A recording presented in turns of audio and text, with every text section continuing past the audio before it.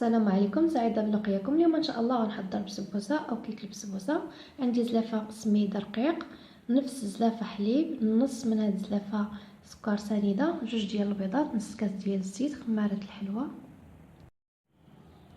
كندير البيض في الاناء، كندير سكر سنيده وكنجربهم.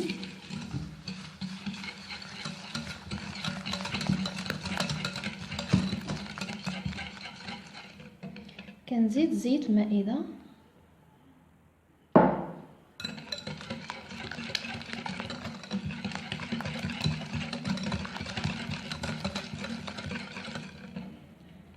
كندير الحليب،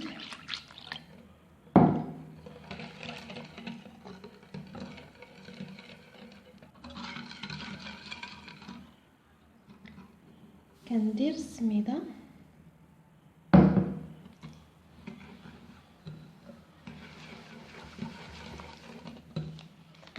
كندير خميره الحلوى،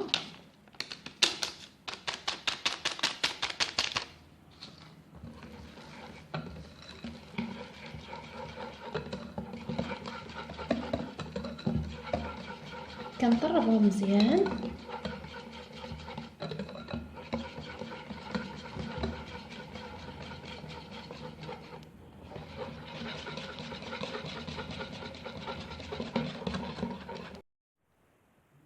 غندير الخليط في هذه المقله ديال الخبز. هذه المقله ثقيله كتجي رائعه الا درتي فيها البسبوسه، كتحمر على خاطرها وما كتحرقش.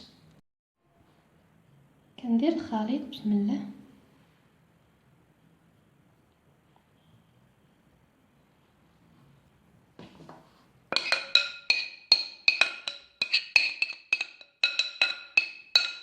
وغندخلها للفران سبق لي سخنته على درجه حراره متوسطه، وبعد ما طيب ان شاء الله نتلاقاو مع الشكل النهائي.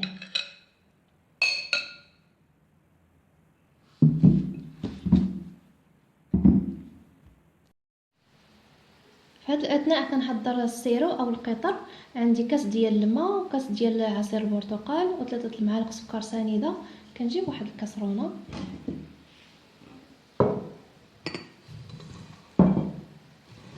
كندير عصير البرتقال، الماء وسكر سنيده، وكنديرهم على النار مع التحراك حتى كيصبح عندنا سيرو، ومن بعد غنسقي به الكيك ان شاء الله بعد ما طيب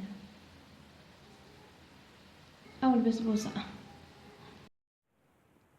الشكل النهائي للبسبوسه هو هذا. بعد ما طابت سقيتها بالسيرو اللي حضرته ودرت فوقها رقائق اللوز وقطعتها، كتجي على هذا الشكل هكا. ما تنسونيش بدعمكم واشتراكاتكم وتعليقاتكم الرائعه، والسلام عليكم ورحمه الله.